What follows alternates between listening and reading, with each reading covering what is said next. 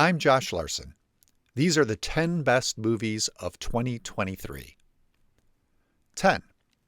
Barbie. Greta Gerwig ducked beneath a hornet's nest, tiptoed among landmines, threaded a minuscule needle, and opened 10 cans of worms with this musical comedy consideration of the massive cultural artifact known as Barbie. She not only came away unscathed, but managed to deliver one of the sharpest, funniest, most generous films of the year. Kudos also to Margot Robbie, both producer and star, and Ryan Gosling, whose brewski beer swilling Ken was the comic highlight of 2023. Number 9. Spider-Man Across the Spider-Verse. Was there a more thrillingly gorgeous and emotionally stirring shot in a film this year than Miles Morales and Gwen Stacy sitting in their spider suits upside down on the overhang of a skyscraper, the image then flipping so that they appear right side up, her ponytail seemingly defying gravity? Okay, maybe the shot in which Gwen and her father are arguing and the walls of their apartment begin to drip like watercolor tears. Ingenious animation wasn't the only hallmark of this first part to the Spider-Verse sequel. Part 2 is due in 2024. This was also one of the most nuanced and inventive explorations of superhero identity crises that I've seen. Number 8. Priscilla. I'll take all the caged bird heroines Sofia Coppola wants to give us.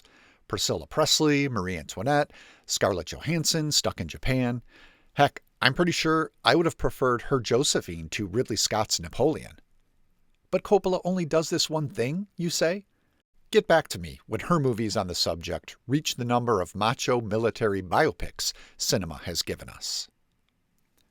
Number 7. Skinnamarink.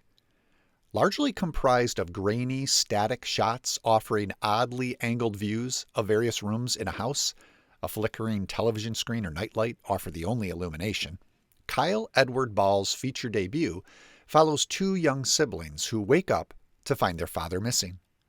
Imagine the Blair Witch Project if it had been stewed alongside Poltergeist in a pot of slow cinema.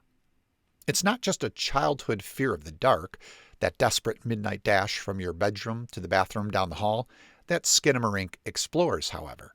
It's the deeper fear of abandonment, due to divorce, death, or some other circumstance. This is lo-fi horror with high emotional intelligence. Number 6. All of Us Strangers. Protect your heart if you're going to watch this one. A screenwriter played by Andrew Scott at an impasse on his latest project, a semi-autobiographical tale based on his 1980s upbringing in suburban London, gets a creative boost when he travels to his childhood home, only to be greeted by his late parents, who are still at the age they were when they died. What follows is every conversation with them that the writer has wished he could have had.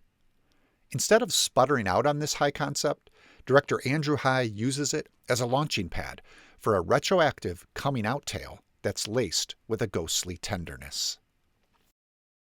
Number 5. All Dirt Roads Taste of Salt. The feature debut of writer-director Raven Jackson, All Dirt Roads Taste of Salt lets us simmer in the memories of an adult woman named Mac who grew up in rural Mississippi. It doesn't move chronologically, but rather slides in and out and among time, in the same manner that our memories come to us, unbidden, unexpected, peppered with details, but often little context. The filmmaking has such a strong tactility that if you allow yourself to slip into the movie stream, it begins to feel as if these memories, somehow, are yours. Number 4. You Hurt My Feelings. I'm not sure what it will take for me to stop singing the praises of writer-director Nicole Holofcener, especially when she teams up with Julia Louis-Dreyfus, as she does here. An Oscar for one of them? No, both. Holofcener's script brings deep relational wisdom to a sitcom premise, in which Louis-Dreyfus's writer falls apart after overhearing her husband disparage her work. The Seinfeld legend, meanwhile, juggles both genuine hurt and punchlines with aplomb. Her 11 Emmys aren't nearly enough. Number 3. Asteroid City. Plus, The Wonderful Story of Henry Sugar, The Swan, The Ratcatcher, and Poison. I like Oppenheimer well enough, but for me, in 2023, it was Wes Anderson's mid-century depiction of a doomsday scenario that most achingly captured the year's anxieties: global, national, and personal. As a group of teen brainiacs and their fractured parents gather in the desert, alongside yodeling locals and government scientists, that whisper in their heads that the universe is out of their control grows louder and louder. And then an alien comes to visit.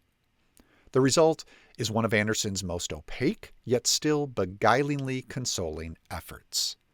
And this in a year when he also delivered a series of short films adapted from Roald Dahl's stories that delightfully interrogated the very idea of narrative, including cinematic ones.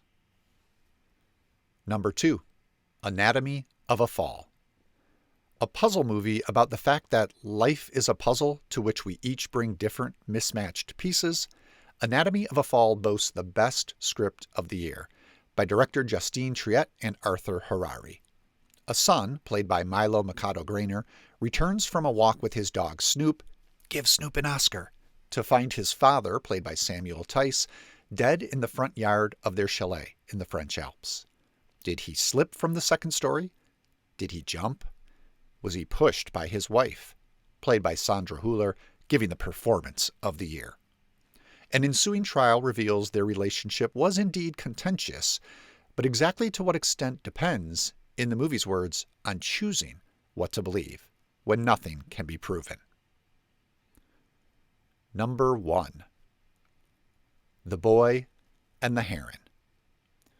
If this one actually proves to be Hayao Miyazaki's swan song, what a perfect way to go out, combining the pensive playfulness of My Neighbor Totoro with the visionary world-building of Princess Mononoke, while also lightly touching on every other film in the legendary animator's career.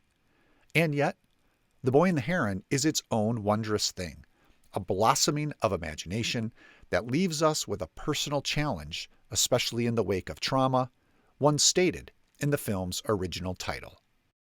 How do you live? These are the 10 best movies of 2023.